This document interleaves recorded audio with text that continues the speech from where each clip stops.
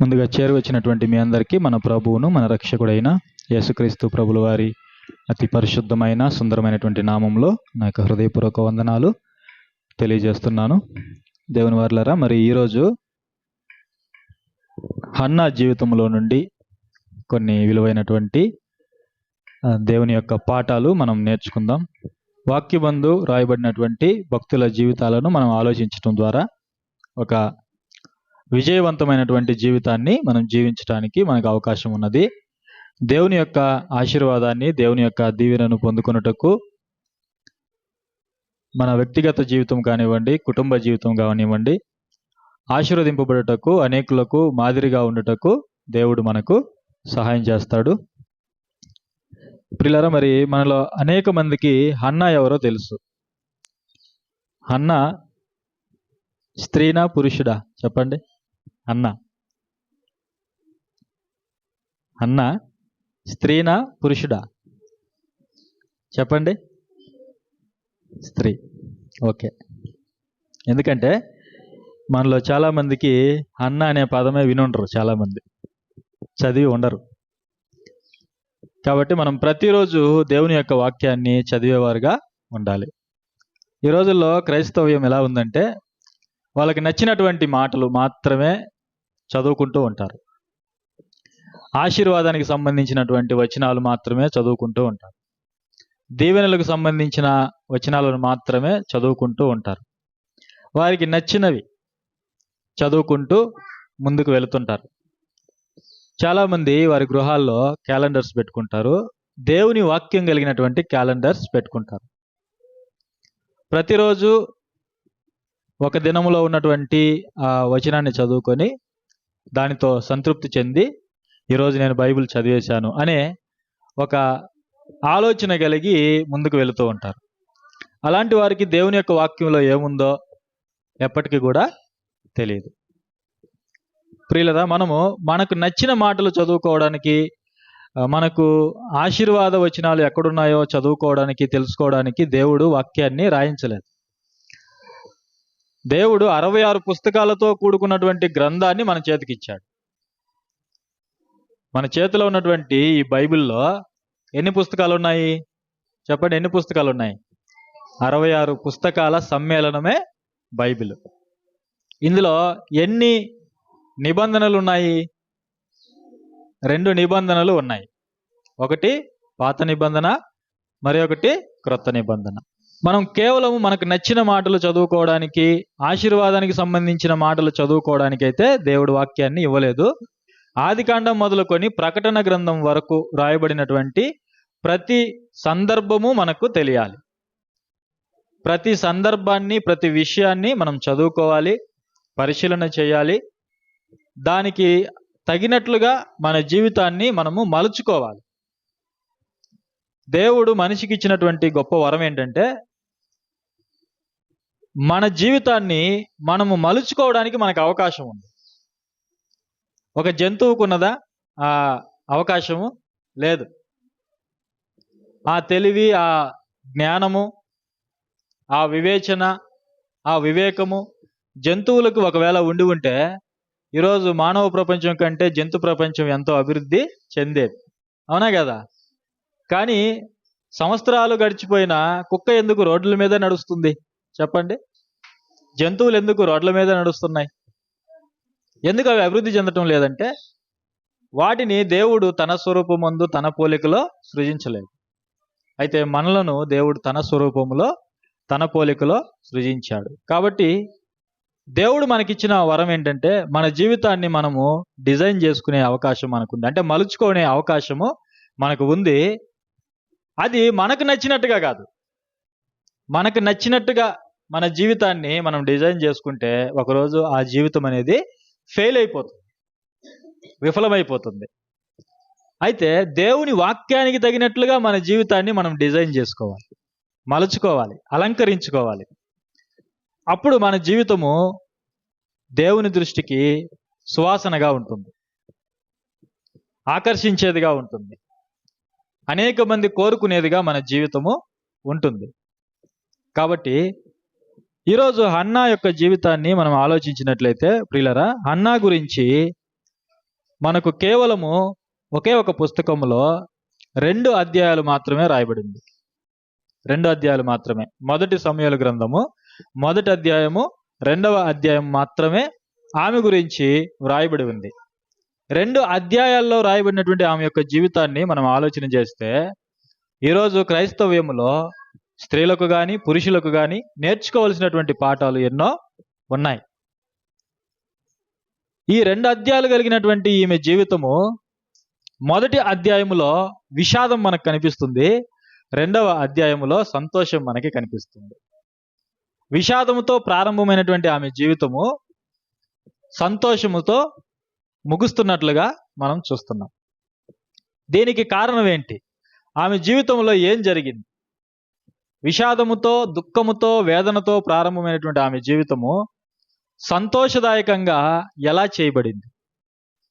ప్రియులారా, దీన్ని మనం ఆలోచన చేయగలిగితే అనేకమైన పాఠాలు మనం నేర్చుకోవచ్చు. అయితే ఈరోజు నేను కేవలం 2 విషయాలు మాత్రము మీ దృష్టికి నేను తీసుకొని వస్తాను. ప్రియులారా, మరి హన్నా యొక్క జీవితాన్ని మనం ఆలోచన చేసినట్లయితే మొట్టమొదటిగా నేర్చుకోవాల్సినటువంటి పాఠం ఏంటంటే, మన సమస్యను ఎవరి దగ్గరకు తీసుకొని రావాలో మనకు తెలియాలి. మన సమస్యను సరైనటువంటి వ్యక్తి దగ్గరికి మనం తీసుకొని వెళ్ళాలి. ఈరోజు సమస్యలు అనేవి కొంతమందికే కాదు, ప్రతి ఒక్కరికి ఉన్నాయి సమస్యలు. ప్రతి ఒక్కరికి, పేదవాడు మొదలుకొని శ్రీమంతుడి వరకు, సామాన్యుడు మొదలుకొని శాస్త్రవేత్తల వరకు, సామాన్యమైన వ్యక్తులు మొదలుకొని అధికారుల వరకు అందరికీ ఉన్నాయి సమస్యలు, అందరికీ వస్తాయి సమస్యలు. అవునా కదా? ఆలోచన చేయండి. ప్రతి ఒక్కరికి వస్తాయి, మనుషులకే వస్తాయి సమస్యలు. చాలామంది ఏమనుకుంటారంటే, నాకే ఎందుకు ఈ సమస్యలు అనుకుంటారు. అనేకమైనటువంటి సమస్యల్లో చిక్కుకున్నప్పుడు మనుషులు ఇలానే ఆలోచన చేస్తారు. ప్రపంచంలో ఎంతమంది ఉన్నప్పుడు నాకే ఎందుకు సమస్యలు, నాకే ఎందుకు ఈ బాధలు, నాకే ఎందుకు ఈ కష్టాలు అని చాలామంది వాపోతూ ఉంటారు. చాలామంది బాధపడుతూ ఉంటారు. చాలామంది విషాదంలోనికి వెళ్ళిపోతూ ఉంటారు. చాలామంది ఆత్మహత్యలు కూడా చేసుకుంటుంటారు. ఈ 60-70 ఏండ్ల జీవితంలో ఎదురయ్యే సమస్యలకు ప్రాణాలను కూడా తీసుకునే వాళ్ళు చాలామంది ఉన్నారు. విజయం సాధించలేదని, పరీక్షల్లో పాస్ కాలేదని, బహుమానం అందలేదని, పోటీలో గెలవలేదని, భర్త కొట్టాడని, భార్య అవమానించిందని, పిల్లలు మాట వినడం లేదని, చూడండి, తల్లిదండ్రులు పట్టించుకోవడం లేదని, ఇలా మనిషికి ఎదురయ్యే ప్రతి సమస్యను కూడా ఎవరి వద్దకు తీసుకొని రావాలో మానవ ప్రపంచానికి తెలియక చాలామంది తమ ప్రాణాలను తీసుకునే వాళ్ళు ఉన్నారు. సమస్యలు అనేవి ప్రతి ఒక్కరికి వస్తాయి. ఇక్కడ మనలో ప్రతి ఒక్కరికి కూడా ఏదో ఒక సమస్య ఉన్నది. సమస్యలు లేని వాళ్ళు ఎవరైనా ఉన్నారా? చెప్పండి. సమస్యలు లేని వారు ఎవరైనా ఉన్నారా ప్రపంచంలో? ఏ ధనవంతుడైనా, ఏ శాస్త్రవేత్త అయినా, ఏ అధికారి అయినా, లేకపోతే ఏ సామాన్యుడైనా చెప్పండి. ఎవరిని మనము పరికించినా కూడా ప్రతి ఒక్కరికి ఏదో ఒక సమస్య ఉంది. మానవ జీవితం అంటేనే సమస్యల చక్రం. అది మన జీవితంలో పుట్టినది మొదలుకొని చనిపోయేంత వరకు కూడా సమస్యలు అనేవి మనకి ఉంటాయి. పిల్లలకు కూడా ఉంటాయి సమస్యలు. పిల్లలు, పెద్దలు, వృద్ధులు, ఏ తారతమ్యం లేదు, ప్రతి ఒక్కరిని తాకుతుంది ఈ సమస్య. అందరికీ ఉన్నాయి సమస్యలు. అయితే ఈరోజు మనం తెలుసుకోవాల్సింది ఏంటంటే, ఈ సమస్యను మనం తీర్చుకోవడానికి ఎవరిని మనం ఆశ్రయించాలి? అది ఈరోజు చాలా మందికి తెలియక వాళ్ళ జీవితాలని ముగించుకోవడానికి ప్రయత్నాలు చేస్తున్నారు. అయితే ఈరోజు మనకున్నటువంటి సమస్యను మనం తీర్చుకోవడానికి ఎవరి యొద్దకు మనం వెళ్ళాలి? మనం మాట్లాడుకుంటున్నటువంటి ఈ విశ్వాస వీరురాలైనటువంటి ఈ హన్నా, ఆమెకు కూడా సమస్య ఉంది. మనం మాట్లాడుకుంటున్నటువంటి హన్నా గారికి కూడా, ఈ స్త్రీకి కూడా సమస్య ఉంది. ఎవరి ద్వారా సమస్య ఉంది? సమాజం ద్వారానా? భర్త ద్వారానా? బయట వ్యక్తుల ద్వారానా? లేకపోతే ఎవరి ద్వారా సమస్య ఉంది? ఒకసారి మనం చూస్తే ఆమెకున్నటువంటి సమస్య ఏంటో మొదటిగా మనం చూద్దాం. మొదటి సమూయేలు గ్రంథము మొదటి అధ్యాయము. ఇక్కడ ఎల్కానా అనే ఒక వ్యక్తి మనకి కనిపిస్తూ ఉన్నాడు. ఆయన ఇశ్రాయేలీయుడు. ఆయనకు 2 భార్యలు ఉన్నారు. ఒక ఆమె పేరు పెనిన్నా, మరొక ఆమె పేరు హన్నా. పెనిన్నాకు పిల్లలు ఉన్నారు, హన్నాకు పిల్లలు లేరు. 6వ వచనం చూడండి. 6వ వచనము. యెహోవా ఆమెకు సంతు లేకుండా చేసి ఉన్న హేతువును బట్టి ఆమె వైరియగు పెనిన్నా ఆమెను విసిగించుటకై ఆమెకు కోపము పుట్టించుచు వచ్చెను. చూడండి, హన్నాకు కూడా ఒక సమస్య ఉంది, ఒక పెద్ద సమస్య ఉంది. ఆమెకు పిల్లలు లేరు, దేవుడు ఆమెకు పిల్లలు ఇవ్వలేదు. అయితే ఆమె యొక్క సవతి అయినటువంటి పెనిన్నా, ఆమెకు పిల్లలు ఉన్నారు. ఈ కారణాన్ని బట్టి ఆమె ఏం చేస్తుంది? వైరి అని రాయబడింది చూడండి. వైరి, శత్రువు. ఎవరికి ఎవరు శత్రువు? సవతి అంటే వారిద్దరు ఏమవుతారు చెప్పండి? అక్క చెల్లెళ్ళేనా? అక్క చెల్లెళ్ళే. కుటుంబంలో ఎవరి మధ్య వైర్యం చెప్పండి? ఎవరి మధ్య ఈ గొడవలు జరుగుతున్నాయి? ఎవరి మధ్య ఈ పరిస్థితులు చోటు చేసుకుంటున్నాయి చెప్పండి? కుటుంబంలో అక్క చెల్లెళ్ళ మధ్య గొడవ జరుగుతుంది. అంటే ఇక్కడ ఒక వ్యక్తే గొడవ చేస్తున్నారు. చూడండి, ఆమె యొక్క వైరియగు పెనిన్నా ప్రతిరోజు ఏం చేస్తుందట? విసిగిస్తుందట. ప్రతిరోజు రేగిపిస్తుంది. మన భాషలో చెప్పాలంటే ప్రతిరోజు వేధిస్తుంది, ప్రతిరోజు కోపం పుట్టిస్తుంది. హన్నా జీవితంలో నెమ్మది లేదు. ఇంట్లో, కుటుంబంలో నెమ్మది లేదు, కుటుంబంలో శాంతి లేదు, కుటుంబంలో సమాధానం లేదు. ఎవరి వలన? బయట వారి వలన కాదు, ఇంట్లో వారి వలనే. మనలో చాలా మందికి సమస్యలు ఎవరి ద్వారా వస్తాయంటే ఇంట్లో ఉన్నవారి ద్వారానే వస్తాయి.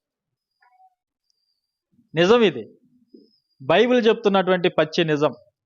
మన వారి మధ్య నుండే మనకు సమస్యలు అనేవి వస్తాయి. బైబిల్లో ఏ భక్తుడి జీవితాన్ని మనము చూసినా కూడా ఇలాంటి పరిస్థితుల్లో ఎదుర్కొన్నారు. చూడండి, మన జీవితాల్లో కూడా ఇలాంటి పరిస్థితులు ఎదురవుతాయి. ఇక్కడ హన్నాని వేధిస్తున్నది ఎవరంటే పెనిన్నా. చూడండి, ఇలాంటి సమస్యలో చిక్కుకుంది ఎవరు? హన్నా. ఆమెకు పిల్లలు లేరు. ఈరోజు ప్రతి ఒక్కరు కూడా పెళ్ళైన వారు కోరుకునేది ఏంటి చెప్పండి? మొదటి కోరిక పిల్లలు కావాలి. అవునా కదా? పిల్లలు కావాలి. ప్రతి ఒక్కరు కూడా పిల్లలు కావాలని కోరుకుంటారు. వారిని ప్రేమించాలని, వారిని ఉన్నతమైనటువంటి స్థితిలోనికి తీసుకొని వెళ్ళాలని, మనకు ఉన్నదంతా వారికి ఇవ్వాలని, మన ప్రేమను వారికి పంచాలని, వారిని ఎంతో చక్కగా చూసుకోవాలని, గౌరవంగా వారిని పెంచాలని. పిల్లలు లేకపోతే ఆ జీవితం అంతా ఎలా ఉంటుందంటే ఒక చీకటిగా ఉంటుంది. ఒక నెమ్మది లేనటువంటి స్థితి వాళ్ళు కలిగి ఉంటారు. కాబట్టి ప్రతి ఒక్కరు కూడా పిల్లలు కావాలని కోరుకుంటారు.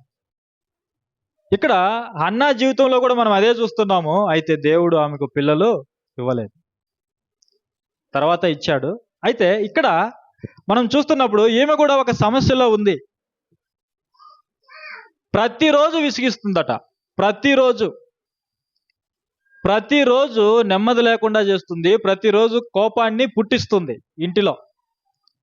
ఈ హన్నాకి ఇంటిలో నెమ్మది లేదు. అయితే ఈ సమస్యను ఎవరి యొద్దకు తీసుకొని వెళ్ళింది? మనకున్నటువంటి సమస్యను, మనకు కూడా చాలా సమస్యలు ఉంటాయి, చెప్పుకోలేని సమస్యలు, ఎవరికి చెప్పుకోలేని సమస్యలు మనకు ఉంటాయి. అయితే ఈరోజు మనం తెలుసుకోవాల్సింది ఏంటంటే ఆ సమస్యకు పరిష్కారము లేదని మనం బాధపడకూడదు. ఖచ్చితంగా సమస్య ఉన్నప్పుడు దానికి పరిష్కారము ఉంటుంది. అయితే ఆ పరిష్కారం ఎవరి యొద్ద ఉన్నది? ఈరోజు ప్రతి ఒక్కరూ సమస్యల్లో ఉన్నారు. పరీక్షలు రాసే వాళ్ళు కూడా, పిల్లలు కూడా, విద్యార్థులు కూడా సమస్యల్లో ఉన్నారు. చాలా మంది తల్లిదండ్రులు పట్టించుకొని పిల్లలు సమస్యల్లో ఉన్నారు.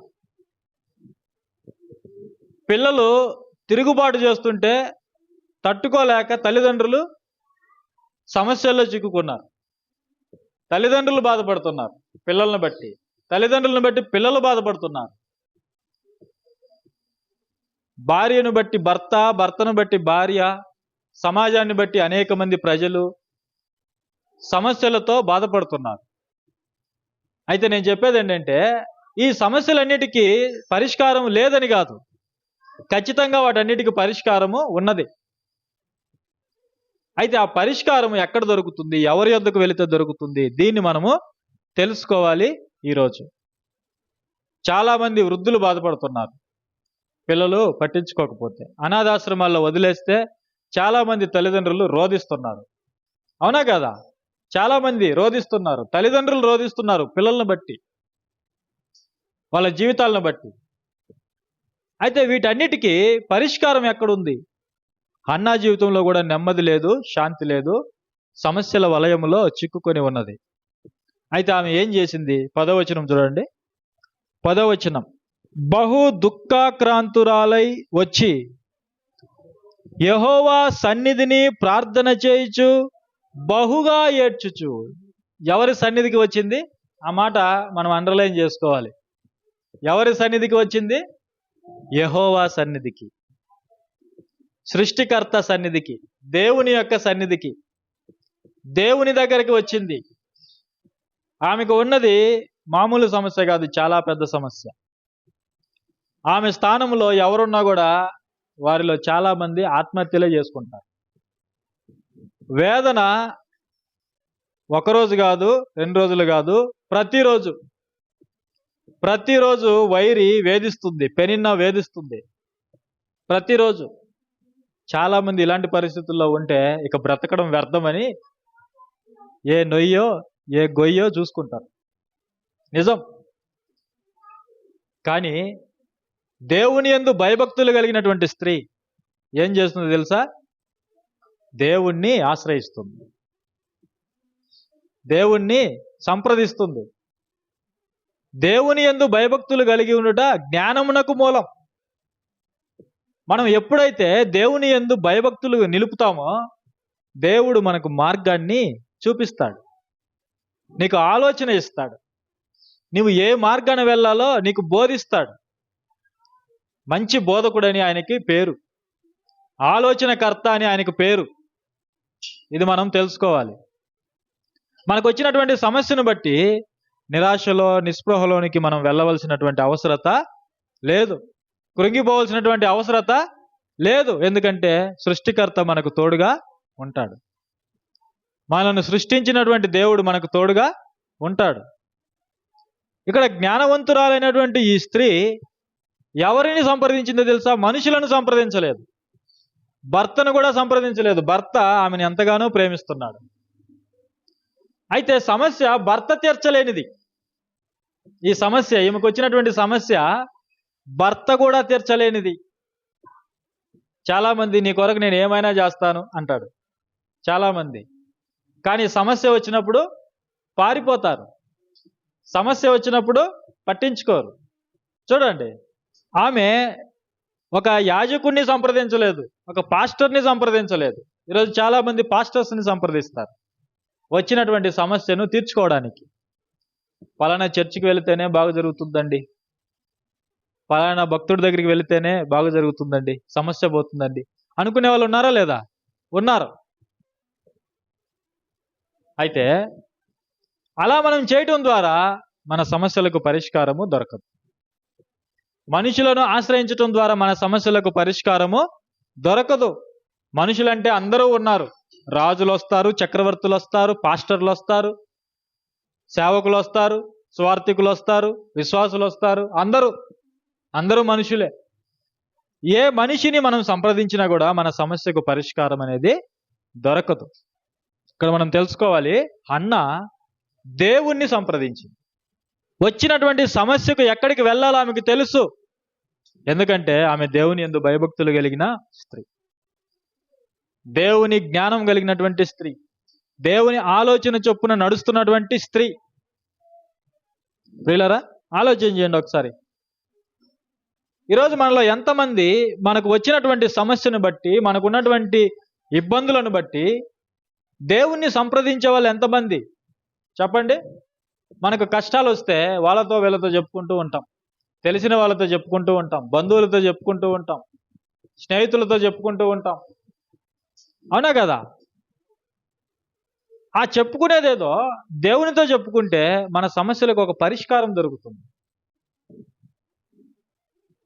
ఆ చెప్పుకునేదేదో, ఆ సంప్రదించడం ఏంటో ఒకవేళ దేవుణ్ణే మనం సంప్రదిస్తే, దేవుణ్ణే మనం శరణు కోరితే, దేవుని యొద్దకు మనం వస్తే ఖచ్చితంగా మన కుటుంబాల్లో దేవుడు అద్భుతాన్ని చేస్తాడు. మొదటి అధ్యాయములో వేదనతో ఉన్నటువంటి ఈ స్త్రీ రెండవ అధ్యాయానికి రాగానే ఒక ఆనందముతో కూడినటువంటి ఒక పాట ఆమె పాడినట్లుగా మనం చూస్తాం. దేవుణ్ణి స్తుతించినట్లుగా మనం చూస్తాం. చూడండి, సమస్య మనకు సమస్య ఏమో కానీ దేవునికి సమస్య కానే కాదు. మనకు అసాధ్యమైనవి దేవునికి సాధ్యము. ఆయన మాత్రమే వాటిని నిర్మూలం చేయగలడు. ఆయన మాత్రమే వాటిని పరిష్కరించగలడు. ఇక్కడ ఆమె భర్త కానీ, బంధువులు కానీ, స్నేహితులు కానీ ఎవరు కూడా పరిష్కరించలేని ఆ సమస్యను దేవుని యొద్దకు తీసుకొని వచ్చింది. దేవుని యొద్దకు ఎక్కడికి వచ్చిందట ఆమె? యెహోవా సన్నిధిని. యెహోవా సన్నిధిని. ఈరోజు మనం తెలుసుకోవాలి, దేవుని యొద్దకు మనం రావాలి. నీ కుటుంబం పాడైపోయింది, పిల్లలు పాడైపోయారు, చదువు పాడైపోయింది, జీవితం పాడైపోయింది, వ్యక్తిగత జీవితం అల్లకొల్లలం అయిపోయింది, ఒంటరిగా మిగిలిపోయింది నీ జీవితం. ఒంటరిగా మిగిలిపోయింది, చీకటిగా ఉన్నది నీ జీవితం. ఈరోజు మనం తెలుసుకోవాలి, దేవుని యొద్దకు రావాలి. నీ జీవితంలో మరలా నువ్వు వెలుగును చూడాలనుకుంటే, నీ జీవితంలో మరలా నువ్వు సంతోషాన్ని చూడాలనుకుంటే, నీ కుటుంబం బాగుపడాలంటే, నీ పిల్లలు బాగుపడాలంటే, నీ జీవితం బాగుపడాలంటే మనం ఎవరి యొద్దకు వస్తే జరుగుతుంది? దేవుని యొద్దకు రావాలి. దేవుని యొద్దకు మనము రావాలి. దేవుని నుండి దూరంగా వెళ్ళిపోతే సమస్యలు తగ్గుతాయా? పెరుగుతాయా? పెరుగుతాయి. ఆదరణ ఉండదు. మనల్ని ఓదార్చేవారు ఉండరు, మనల్ని బలపరిచే వాళ్ళు ఉండరు, మనకు సహాయం చేసే వాళ్ళు ఉండరు. సమస్తాన్ని పోగొట్టుకొని ఒంటరిగా మిగిలిపోవలసి వస్తుంది. కాబట్టి మొట్టమొదటిగా మనం నేర్చుకోవాలి, సమస్యను దేవుని యొద్దకు తీసుకొని రావాలి. ఎవరి దగ్గరికి తీసుకురావాలి? సమస్యను దేవుని యొద్దకు తీసుకొని రావాలి. మనలో ప్రతి ఒక్కరూ ఇది నేర్చుకోవాలి. చాలా మంది అంటారు సమస్యల గురించి ప్రార్థన చేయకూడదు అని. మరి దేని గురించి చేయాలి చెప్పండి? మరి దేని గురించి చేయాలి? చాలా సందర్భాల్లో మన జీవితంలో కష్టాలను, బాధలను దేవుడు ఎందుకు అనుమతిస్తాడో తెలుసా? ఆయన యొద్దకు రావడానికే. మరలా చెప్తాను ఈ మాట. మనకు ఒకవేళ అనారోగ్యం వచ్చిందంటే, మనకు ఒకవేళ కష్టం వచ్చిందంటే, మనకు ఒకవేళ బాధ ఎదురైందంటే, ఇబ్బందులు ఎదురయ్యాయంటే దేవుని యొద్దకు రావడానికే. మనలో చాలా మందికి తిరుగుబాటు చేసే స్వభావం ఉంది. దేవుని మీద తిరుగుబాటు చేసే స్వభావం ఉంది మనలో చాలా మందికి. అందుకే వారి యొక్క గర్వాన్ని, వారి యొక్క అతిశయాన్ని మొత్తాన్ని తీసివేయడానికి కొన్ని సందర్భాల్లో దేవుడు కష్టాలను అనుమతిస్తాడు. మనల్ని మనం తగ్గించుకోవడానికి చాలా సందర్భాల్లో దేవుడు మనల్ని కష్టాలకు అప్పగిస్తాడు. ఎందుకు? మనల్ని సరిచేయడానికి, మనల్ని సరి అయిన దారిలో పెట్టడానికి. కాబట్టి సమస్య ఎప్పుడు కూడా చెడ్డది కాదు. సమస్య దేవుని యొద్దకు మనల్ని నడిపిస్తుంది. మన గర్వాన్ని అనుస్తుంది, మన అహంకారాన్ని తీసివేస్తుంది సమస్య. మనం అతిశయపడకుండా, విర్రవీగిపోకుండా మనల్ని తగ్గిస్తుంది సమస్య. చూడండి, కాబట్టి సమస్యల ద్వారా మనం వెళుతున్నప్పుడు ఎక్కడికి రావాలి? ఎక్కడికి రావాలి? మనం దేవుని సన్నిధికి రావాలి. దేవుని సన్నిధికి రావాలి. మనుషులు మన సమస్యలను తీసివేయలేరు, ఎవరైనా సరే. తర్వాత మొదటిది దేవుని యొద్దకు రావాలి. రెండవది ఏంటో తెలుసా? రెండవది దేవుని యొక్క శక్తిని, దేవుని యొక్క సామర్థ్యాన్ని మనము నమ్మాలి. దేవుని యొద్దకు వచ్చాం, ఓకే. అపనమ్మకంతో వస్తే దేవుడు చేస్తాడో చేయడో, నా సమస్యను తీరుస్తాడో లేదో, అనే అపనమ్మకంతో వస్తే ఇక్కడ పని జరగదు. దేవుడు చెప్తున్నాడు, ఆయన యొద్దకు వచ్చేవారు ఆయన ఉన్నాడని నమ్మాలట. ఆయన ఉన్నాడని, తనను వేడుకునే ప్రతి వారికి ప్రతిఫలాన్ని దయచేస్తాడని మనం నమ్మాలట. అప్పుడే మన జీవితంలో అద్భుతం జరుగుతుంది. విశ్వాసం గురించి పోయిన తరగతుల్లో చెప్పాను కదా, విశ్వాసం గురించి. ఆయన నమ్మిన వారికి సహాయము చేస్తాడని రావాలి ఆయన యొద్దకు. నమ్మాలి, బలమైనటువంటి విశ్వాసముతో ఆయన యొద్దకు రావాలి. యేసు ప్రభుల వారు వారి విశ్వాసమును చూచి అద్భుతాలు చేశాడు అని మనం చదువుకుంటాం. వారి అవిశ్వాసాన్ని బట్టి అక్కడ అద్భుతాలు చేయలేదని కూడా మనం చదువుకుంటాం. కొన్ని స్థలాల్లో అద్భుతాలు చేశాడు, చరిత్ర సృష్టించాడు. కొన్ని సందర్భాల్లో మౌనంగా వెళ్ళిపోయాడు, సైలెంట్గా వెళ్ళిపోయాడు. అక్కడ ఏ అద్భుతాలు చేయలేదు. ఎందుకు? ఆయనకి చేత కదా? చేయలేడా? చెప్పండి, చేయలేడా? చేయలేక కాదు, వారికి విశ్వాసం లేదు. తప్పెవరిది? ప్రభుదా? వారిదా? తప్పెవరిది? వారిది. మన జీవితంలో అద్భుతం జరగకుండా దేవుని చేతులను కట్టేస్తున్నది ఎవరంటే మనమే. ఎవరు? మనమే. మరలా మనం ఏమని చెప్పుకుంటాం? దేవుని పిల్లలమని చెప్పుకుంటాం, దేవుని సేవకుని అని చెప్పుకుంటారు. ఈరోజు మనం క్రైస్తవులమని చెప్పుకుంటాం, క్రీస్తు బిడ్డలమని చెప్పుకుంటాం, క్రీస్తుని వెంబడించే వాళ్ళమని చెప్పుకుంటాం. కానీ దానికి తగినట్లుగా మన జీవితం ఉందా? ఆలోచన చేయండి. ఉందా? లేదు. చూడండి, కాబట్టి మనం నేర్చుకోవాల్సింది ఏంటంటే దేవుని యొద్దకు వస్తున్నప్పుడు ఆయన ఉన్నాడని నమ్మాలి. ఎందుకంటే ఆయన ఉన్నాడు. మనం ఎందుకు ఉన్నాడని నమ్మాలి? ఆయన ఉన్నవాడు. ఆయన మోషేతో మాట్లాడుతూ ఏమన్నాడు? నేను ఉన్నవాడిని, ఆది అంతము లేనివాడిని, పుట్టుక చావులకు అతీతుణ్ణి. చూడండి, ఆయన ఉన్నవాడు కాబట్టి ఆయన లక్షణం అది. ఆయన ఉన్నవాడు కాబట్టి ఉన్నవాడిని మనము ఉన్నాడని నమ్మాలి. నమ్మి ఆయన ఈ సమస్యకు పరిష్కారము చేస్తాడని, అందులో నుంచి విడిపిస్తాడని మనం నమ్మి దేవుని సన్నిధికి రావాలి. హన్నా చూడండి, 11వ వచనం చూడండి. యెహోవా సన్నిధిని ప్రార్థన చేయుచు బహుగా ఏడ్చుచు. ఆమె సమస్య లాంటిది.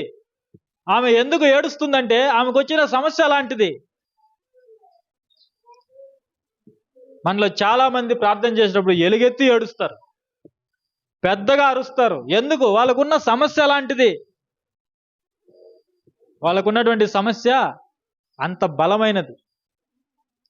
విరిగి నలిగిన హృదయముతో దేవుని సన్నిధికి వాళ్ళు వచ్చారు. అన్నా జీవితం కూడా అలాగే ఉంది. ఏడుస్తూ ప్రార్థన చేస్తుంది. ఎందుకు ఏడుస్తుందంటే ఆమె సమస్యల్లో ఉన్నది, చిక్కుకొని ఉన్నది. దేవుని సన్నిధిలో ఆమె హృదయాన్ని కుమ్మరిస్తుంది. విరిగి నలిగిన హృదయంతో వచ్చింది. ఆమె చుట్టూ ఎవరు ఉన్నారో ఆమెకు అనవసరం. ఆమె పై రూపానికి ఎలా కనిపిస్తుందో ఆమెకు అనవసరం. ఎవరు ఏమనుకుంటారో ఆమెకు అనవసరం. ఆమె దేన్ని కూడా పట్టించుకోవటం లేదు. కన్నీళ్లతో తడిచినటువంటి ఆమె ముఖం గురించి ఆమె పెద్దగా ఆలోచించటం లేదు. దేవుని సన్నిధికి వచ్చి ఆమె హృదయాన్ని కుమ్మరించింది, ఏడుస్తుంది. చూడండి, సైన్యములకు అధిపతి వగు యెహోవా, నీ సేవకురాలనైన నాకు కలిగి ఉన్న శ్రమను చూచి నీ సేవకురాలనైన నన్ను మరువక జ్ఞాపకము చేసుకొని నీ సేవకురాలనైన నాకు మగపిల్లను దయచేసిన ఎడల వాని తల మీదికి క్షౌరపు కత్తి ఎన్నటికి రానియక వాడు బ్రతుకు దినములన్నిటను నేను వానిని యెహోవా వగు నీకు అప్పగింతునని మ్రొక్కుబడి చేసుకొనెను. ఆమె యెహోవా సన్నిధిని ప్రార్థన చేయుచుండగా ఏలి ఆమె నోరు కనిపెట్టుచుండెను. ఆమె ప్రార్థనలో లీనమైపోయింది, ఏడుస్తుంది. ఆమె హృదయం అంతా కూడా దుఃఖముతో నిండిపోయింది. ఆమె ఏం చేస్తుందో, తన చుట్టూ ఎవరున్నారో, ఏం అనుకుంటారో, దేని గురించి కూడా ఆమె ఆలోచన చేయడం లేదు. దేవుని సన్నిధిలో హృదయాన్ని కుమ్మరించింది. హృదయాన్ని కుమ్మరించింది. ఏలి అనుకుంటున్నాడు, ఈమె తాగొచ్చి ప్రార్థన చేస్తుంది, ఇక్కడ మత్తురాలై ప్రార్థన చేస్తుంది. ఆమె పెదాలనే చూస్తున్నాడు. ఆమెను చూస్తున్నప్పుడు తాగిన వాళ్ళు ఎలా మాట్లాడతారో ఆ విధంగా ఉంది ఆమె యొక్క సిచ్యువేషన్ అక్కడ. ఏలి అనుకుంటున్నాడు, ఈమె తాగొచ్చి దేవుని సన్నిధిలో ప్రార్థన చేస్తుందని. ప్రియులారా, అయితే ఆమె తాగొచ్చి ప్రార్థన చేయటం లేదు, మత్తురాలై ప్రార్థన చేయటం లేదు. ఆమె హృదయము వేదనతో నిండుకున్నది. దేవుని సన్నిధిలో ఆమె హృదయాన్ని కుమ్మరించేసింది. ఆలోచన చేయండి. అది పవిత్రమైనటువంటి క్షణం. దేవునితో మాట్లాడుతుంది ఆమె. ఎందుకు? ఆమె సమస్యను చెప్పుకుంటుంది. దేవునితో ఒక మొక్కుబడి చేసుకున్నది. సైన్యములకు అధిపతి వగు యెహోవా, చూడండి, అంటే ఆమె సృష్టికర్త దేవుడని నమ్మింది. యెహోవా సృష్టికర్త అని, ఆయనకు అసాధ్యమైనది ఏదీ లేదని, ఆయనకు మించిన సమస్య ఏదీ లేదని, నా సమస్య నుండి ఆయన మాత్రమే విడిపించగలడని దేవుని యొద్దకు వచ్చింది. మనం అలా నమ్మాలి దేవుణ్ణి. దేవుడా, ఈ సమస్య నువ్వు మాత్రమే తీర్చగలవు, నా కుటుంబాన్ని నువ్వు మాత్రమే బాగు చేయగలవు, నా పిల్లలకు నీవు మాత్రమే మంచి భవిష్యత్తు ఇవ్వగలవు, నీవు మాత్రమే మా జీవితాలను సరిచేయగలవు, నీవు మాత్రమే మమ్మలను ఆశీర్వదించగలవు, నీవు మాత్రమే మా అవమానాల నుండి, బాధల నుండి, కష్టాల నుండి, ఇబ్బందుల నుండి విడిపించగలవు, నీవు మాత్రమే అనే మాట దేవుని దగ్గరికి రావాలి. దేవుని దగ్గర నీవు మాత్రమే అనే మాట రావాలి. అప్పుడు దేవుణ్ణి మనం నిజంగా నమ్మినట్లు. ఇప్పుడు మనుషుల దగ్గరికి మనం వెళ్ళి వారి ద్వారా ఏదైనా మనము ఒక సమస్యను పరిష్కరించుకోవాలనుకుంటే వాళ్ళతో ఎలా మాట్లాడతారు తెలుసా? అయ్యగారు, దీనికి మీరు మాత్రమే న్యాయం చేయగలరు, మీరు కూడా న్యాయం చేయగలరు అంటే అతనికి కోపం వచ్చేస్తుంది.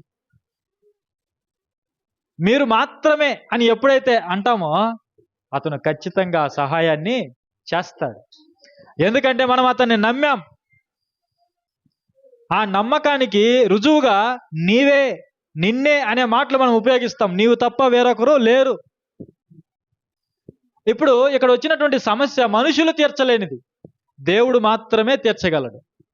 అలాంటప్పుడు దేవుని యొద్దకు వచ్చి, దేవా నీవు మాత్రమే నా సమస్యను తీర్చగలవు అని దేవునితో మనం మాట్లాడడము ప్రారంభించాలి. అది దేవునికి ఇష్టం. దేవునికి అది ఇష్టం. అలా మాట్లాడి భక్తులు వారికి ఉన్నటువంటి ఎన్నో సమస్యలను తీర్చుకున్నారు, ఆశీర్వదింపబడ్డారు, ఎన్నో విజయాలు సాధించారు. వాళ్ళు సాధించినటువంటి విజయాలు మామూలు విజయాలు కాదు, మామూలు విజయాలు కాదు. వాళ్ళు సాధించినటువంటి విజయాలు గొప్ప గొప్ప విజయాలు, చరిత్రలో నిలిచిపోయే విజయాలు. గొల్యాతు ఎక్కడ, దావీదు ఎక్కడ? చెప్పండి. గొల్యాతు బాల్యం నుండి యుద్ధశూరుడు, ఆజానుబాహుడు. దావీదుకి అప్పటికి యుద్ధం అంటేనే తెలియదు. అప్పటికి ఇంకా బాలుడు, 16-17 సంవత్సరాలు, గొర్రెలు కాచుకునేవాడు. ఆలోచన చేయండి. అలాంటి పిల్లవాడు ఒక వీరుణ్ణి గెలిచాడంటే ఎలా సాధ్యం? కత్తి పట్టడం రాదు, ఆయుధం పట్టడం రాదు, యుద్ధం గురించి అసలు ఆలోచనే లేదు, జ్ఞానమే లేదు, అవగాహనే లేదు. అయితే దావీదు ఎలా గెలిచాడు గొల్యాతుని? దేన్ని బట్టి గెలిచాడు చెప్పండి? విశ్వాసాన్ని బట్టి. విశ్వాసాన్ని బట్టి, విశ్వాసాన్ని బట్టి వాళ్ళు రాజ్యాలు గెలిచారు. హెబ్రీ పత్రిక 11వ అధ్యాయం ఇంటికి వెళ్ళిన తర్వాత తిరిగ్గా చదవండి. 11వ అధ్యాయం ఎంత గొప్ప మాటలు మనకు కనిపిస్తాయో చూడండి. దానియేలు ప్రార్థన చేస్తే సింహాల నోళ్ళు మోయించాడు దేవుడు. విశ్వాసాన్ని బట్టి వాళ్ళు గొప్ప గొప్ప విజయాలు సాధించారు. హన్నా జీవితంలో పిల్లలు లేరు, కుటుంబంలో శాంతి లేదు, కుటుంబంలో నెమ్మది లేదు. తన వైరి అయినటువంటి పెనిన్నా ప్రతిరోజు కూడా ఇబ్బంది పెడుతుంది, చాలా ఇబ్బంది పెడుతుంది, కోపం పుట్టిస్తుంది. మనలో చాలా మంది ఇలాంటి పరిస్థితుల గుండానే వెళుతూ ఉంటారు. అయితే వీటన్నిటికి పరిష్కారం ఎక్కడుంది? దేవుని సన్నిధిలో ఉన్నది, దేవుని యొద్ద ఉన్నది. ఆ దేవుని సన్నిధికి మనం రావాలి. ఆ దేవుని మనం సంప్రదించాలి, ఆయన్ని నమ్మాలి. ఆయన మాత్రమే విడిపించగలడని మనం గట్టిగా నమ్మి ఆయన యొద్దకు రావాలి. అలా చేయటం ద్వారా హన్నా జీవితంలో ఏం జరిగింది? తాను దేవుని దగ్గర ఒక విన్నపం చేసింది. ప్రభువా, నీవు నాకు ఒక కుమారుణ్ణి ఇస్తే, మగపిల్లవాడిని ఇస్తే, ఆ పిల్లవాడిని తిరిగి నీకే, నీ సేవలోనే నేను ఇస్తాను. ఒక ఒడంబడిక చేసుకున్నది, ఒక మ్రొక్కుబడి చేసుకున్నది. ఎందుకు? దేవుడు ఇస్తాడని తెలుసు. అందుకే 2వ అధ్యాయంలోనికి మనం రాగానే ఆమె జీవితంలో సంతోష గీతాన్ని మనము చూస్తాం. అక్కడ దేవుడు ఏం చేశాడు? ఆమెకు న్యాయం చేశాడు. దేవుడు ఏం చేశాడు? ఆమెకు న్యాయం చేశాడు. ఆమె సమస్య నుండి విడిపించాడు. ఆమె యొక్క వైరి అయినటువంటి పెనిన్న యొక్క నోరు మూయించాడు. దేవుడు గర్విష్ఠుల నోరు మూయించేవాడు. మనకు విరోధముగా ఎవరైతే మాట్లాడతారో వాళ్ళ నోరు మూయించేవాడు దేవుడు. మనకు వ్యతిరేకంగా ఎవరైతే ప్రవర్తిస్తారో వారిని అణిచేవాడు దేవుడు. వారిని దేవుడు కిందికి పడదోసేస్తాడు. అయితే నువ్వేం చేయాలి? నువ్వేం చేయాలి? ఆ ఉద్దేశంతో దేవుని ఎదుగు రాకూడదు. వారి నాశనం కొరకు ప్రార్థన చేయకూడదు. మనం నీ సమస్య కొరకు ప్రార్థన చేయాలి. అన్న అదే కదా చేసింది. ప్రభువా, పెనిన్నా మీద పగ తీర్చుకో అని ప్రార్థన చేసిందా? చేయలేదు. పెనిన్నా మీద పగ పెంచుకోలేదు. పెనిన్నా మీద చెడ్డగా మాట్లాడలేదు. పెనిన్నా గురించి తప్పుగా ఎవరి యొద్ద చెప్పలేదు. ఆమె చేసింది ఒకటే, ఆమెకున్న సమస్తాన్ని దేవుని యొద్ద పెట్టింది. మన సమస్యను దేవుని యొద్ద పెట్టండి. మన సమస్యలను దేవుని యొద్ద మనం పెడితే దేవుడు దానికి మార్గాన్ని చూపిస్తాడు. ఒకవేళ మన జీవితంలో విషాదం ఉంటే దేవుడు సంతోషాన్ని ఇస్తాడు. ఆమె జీవితంలో అదే జరిగింది. ఆనంద గీతం పాడింది, కృతజ్ఞత గీతం ఆమె పాడింది 2వ అధ్యాయంలో. దీనికి కారణం ఏంటి చెప్పండి? ఆమె ప్రార్థన దేవుడు విన్నాడు. ఆమె విశ్వాసాన్ని చూసి దేవుడు గొప్ప అద్భుతాన్ని చేశాడు. ఏం చేశాడు? తాను కోరినట్లుగానే మగబిడ్డను అనుగ్రహించాడు. దేవుడు మగబిడ్డను అనుగ్రహించాడు. ఆ బిడ్డను చెప్పినట్లుగా దేవుని సన్నిధికి ఇచ్చింది. తర్వాత ఆమె యొద్ద ఉండటానికి మరికొంతమంది బిడ్డల్ని దేవుడు ఆమెకు సంతానంగా ఇచ్చాడు. చూడండి, దేవుడు ఎంత గొప్పవాడు, దేవుడు ఎంత అద్భుతకరుడు.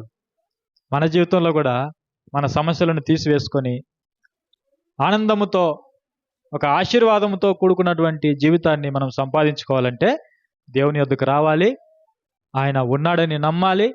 ఆ విధంగా చేస్తే దేవుడు ఖచ్చితంగా మనకు కూడా సహాయం చేసి ముందుకు నడిపిస్తాడు. ఆ విధంగా మనం అందరం వెళ్ళాలని మరి నా హృదయపూర్వకంగా కోరుకుంటూ ఈ నా చిన్న ఆత్మీయ సందేశాన్ని నేను ముగిస్తున్నాను. ఒక చిన్న ప్రార్థన చేస్తాను. కళ్ళు మూసుకోండి.